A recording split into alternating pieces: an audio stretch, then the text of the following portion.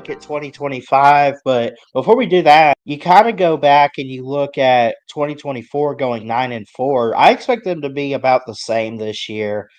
They have an interesting schedule, tough road schedule, interesting in the non-con, not bad teams, but obviously a Power Four team like Louisville in the ACC will only be just be made fun of if they lose any games like this.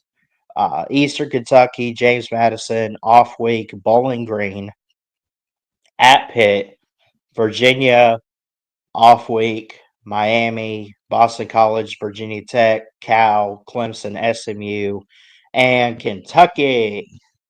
Yes, that is what Louisville has in store for 2025.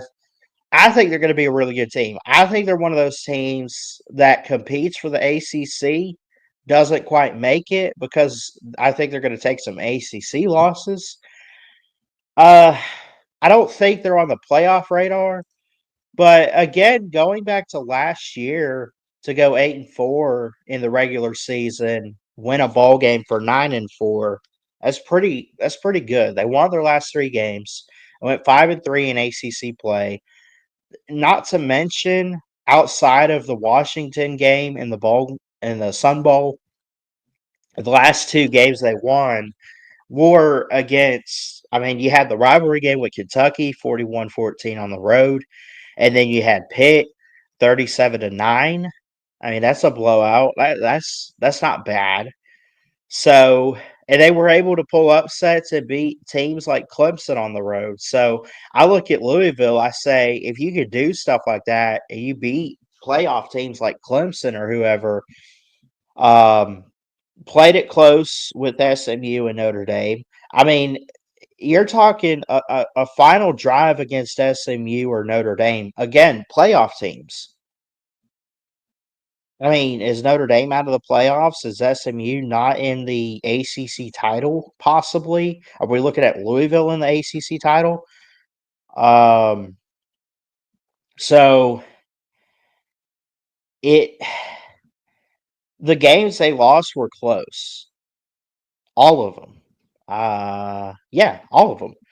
And I really think that Louisville going into this next year, you look at their schedule: Eastern Kentucky, James Madison, Bowling Green, Pitt, West Virginia, Miami, Boston College, Virginia Tech on the road, Cal, Clemson, SMU, Kentucky. I mean, that's manageable. Now, the tough thing is the games with Clemson and Miami. I think Miami's going to be better. I think they just got to get it figured out with Carson Beck. But you have to go to Miami. Um, you have to go to SMU, Virginia Tech. I don't, I don't know what to make too much of Virginia Tech. And it's in Blacksburg. I think you win your first three. Maybe you get Pitt too. That's 4-0, 5-0 for Virginia. And then after that bye week, it's a really rough stretch of 6 games, 7 games really. At Miami, honestly, I could see that going in either way. It is going to be a night game. I want to take Louisville to beat Miami. I think they're undefeated going into their second bye week. They beat Miami. They're on a roll. Um, Boston College. Honestly, I could see them getting 10-2 and losing to Clemson and the Mustangs. I mean, 9-3 if you drop Kentucky or Virginia Tech or somebody around there. I don't. I mean, am I crazy for thinking they could go on the road to beat Miami? Am I crazy about that?